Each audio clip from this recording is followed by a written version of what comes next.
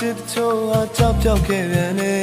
အမျိုးရောက်ခါတွေ့မိရရေးပြစ်ခဲ့တော့ကွယ်ငါရဲ့လိတ်ထဲမှာတစ်ချင်းပေါင်းများစွာရဲ့နေကိုအောင်ကွယ်